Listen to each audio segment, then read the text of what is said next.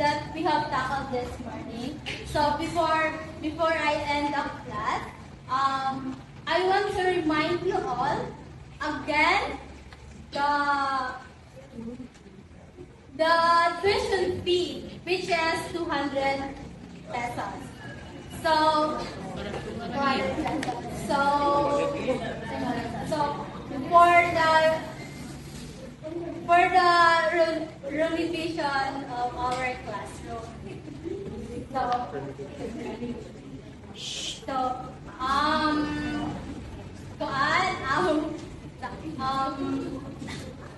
By Monday, Miss Treasurer will collect it by Monday.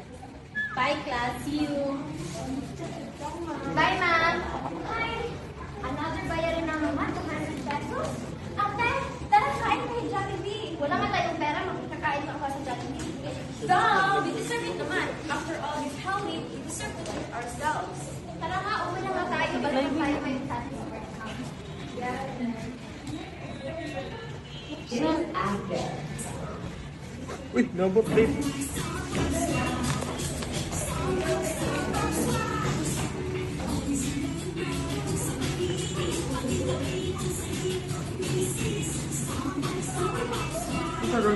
Commercial? Promax, one waterproof formula. Ilan man ang tubig, paligid na magsagot.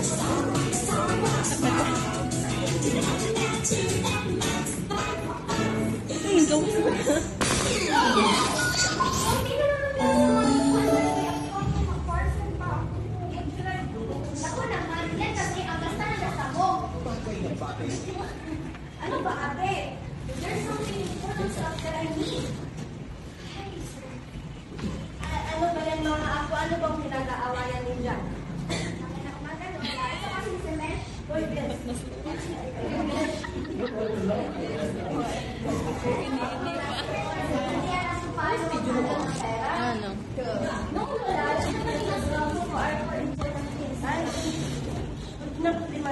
Alam nyo, si Lola, may story si Lola sa inyo tungkol sa akin noon.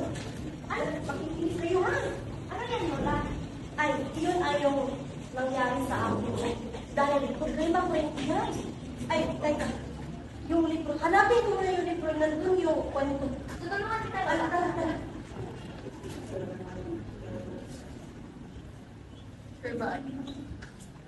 Ayun, nahanap ko na. Magkukwento na ako. Makinig kayo ha.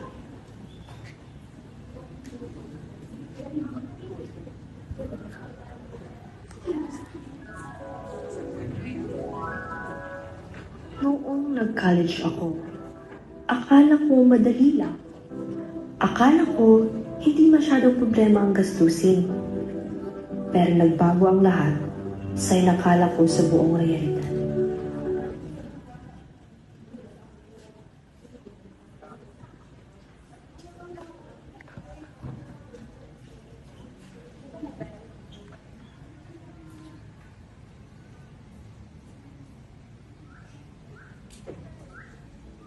Ako, I'm so late na.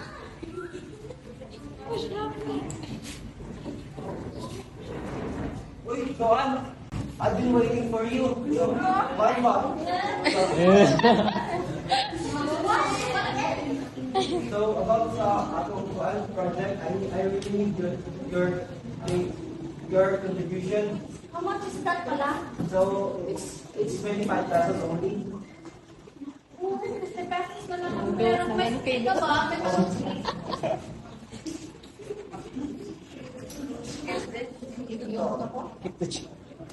Keep the change. Okay, salamat. Thank you.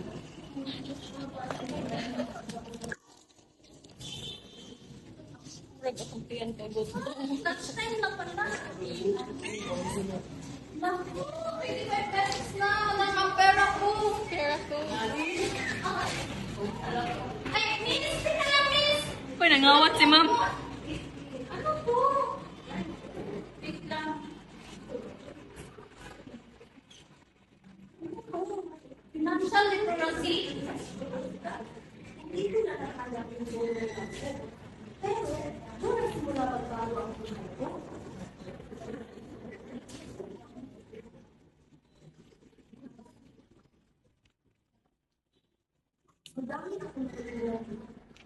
ang hinilag sa akin sa kayo.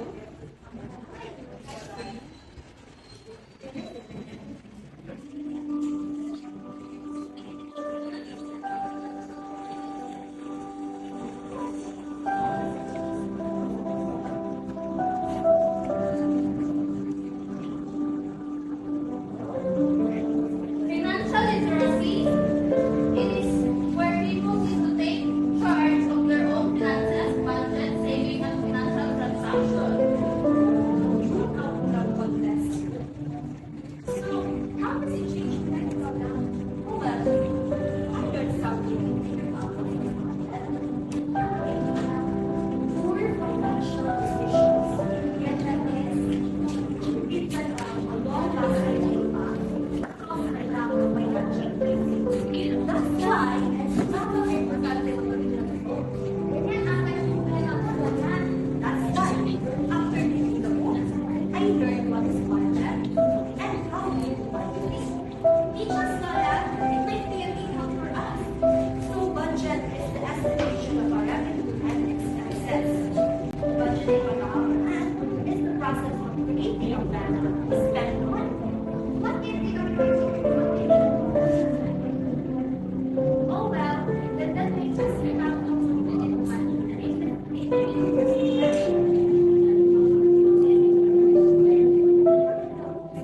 Good budgeting. Good budgeting. Step 1. Set realistic goals. Help make smart spending choices upon deciding on what is important. So kailangan po ang alam ninyong mga needs mo at wants mo. Tama. Kaya ikaw, Ben, magsabi ka na nila yung ano ang pinipili mo. Ate, concerned mo ka na.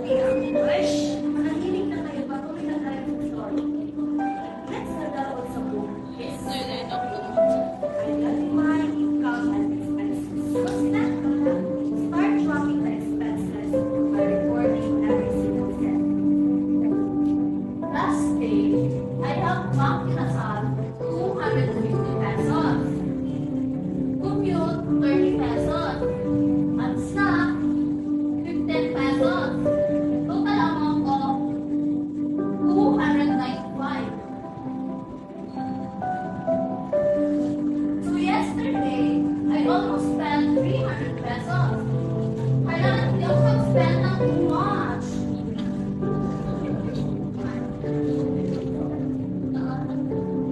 So step 3, separate needs from wants. Set clear priorities and decisions to identify those that are really needed or just wanted.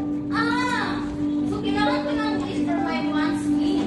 My wants are new watch, new dresses, new shoes. And my needs are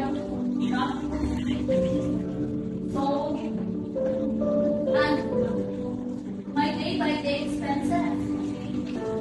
Naglista ako para clear ang mga kailangan mo at mag-stop. Kailangan ko na yan. Gawin mo yan, Ben. Yes, I will. I can. Ano naman ang next step, Lola? The next step is decide your budget. Avoid spending unknown money. So, I have 1,000 pesos. 500 pesos this week and 500 pesos for next week. If we don't lumabas or mag-exceed ng 500 pesos na expenses this week, so hindi ko na ako bibili ng bagong damit. Then step 5,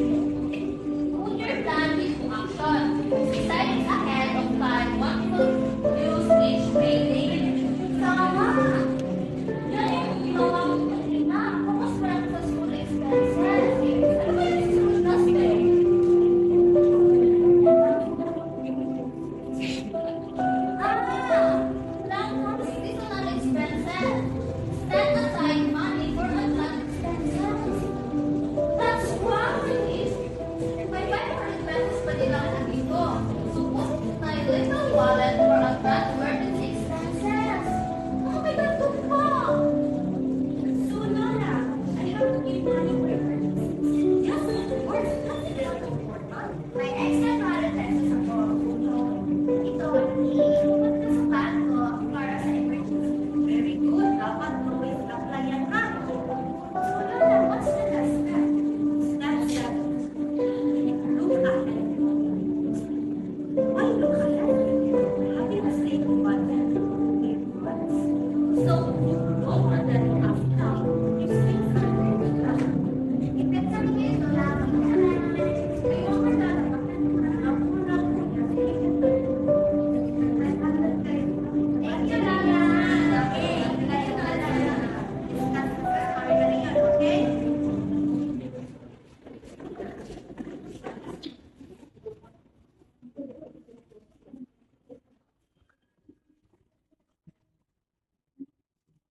After that, my uncles Mesh and Kim learned how to handle their financial expenses. Kim had her large amount of savings, while Mesh, on the other hand, started how to control and prioritize important things before spending too much of her money. I, on the other side, continued applying the knowledge I gained from the book, even as a retired teacher. And that's how my story ended. Goodbye.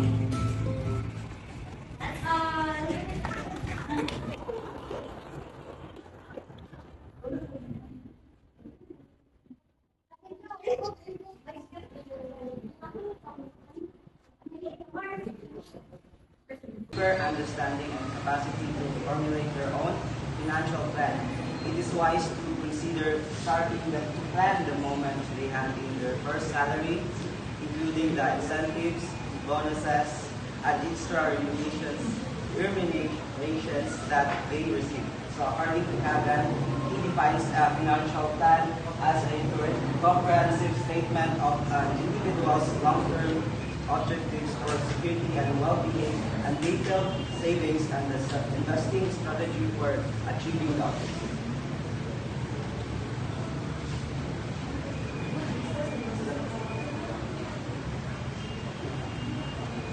So the following are the steps in creating a financial plan. First, calculating the net worth. Second, determining cash flow. Third, is considering the priorities.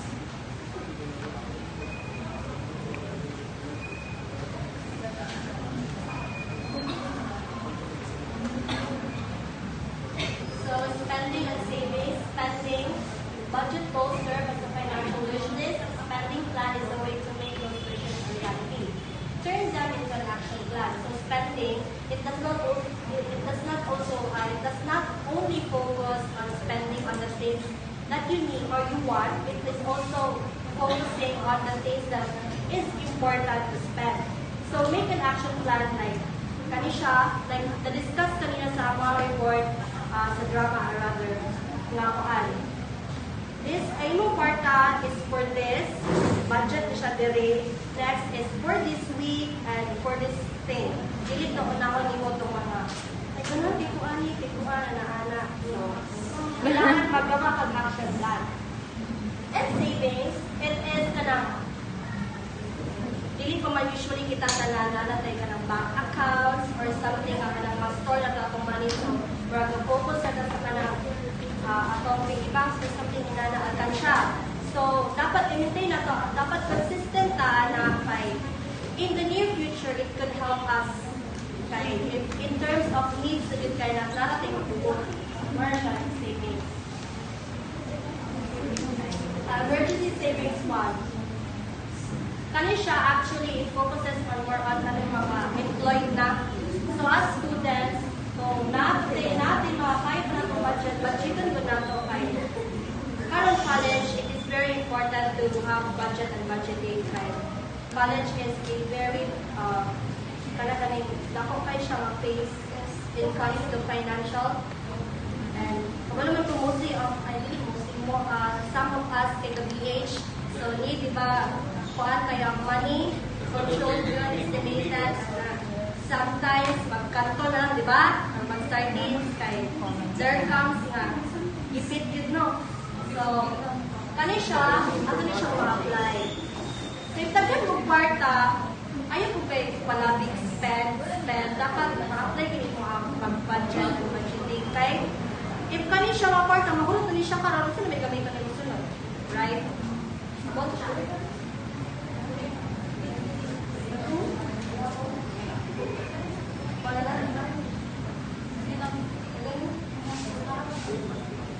So, among PPT, amo na siya i-send sa Google Classroom. So, if na kami mga wala na takol karon, pwede rin siyang kasama sa, and napo na siya sa book. Pero kung gusto rin nasa PPT, muna ko na siya ingon ni mga i-discuss lang, hindi lang kung tanan yun nasa book. Kanila mga specific na topics.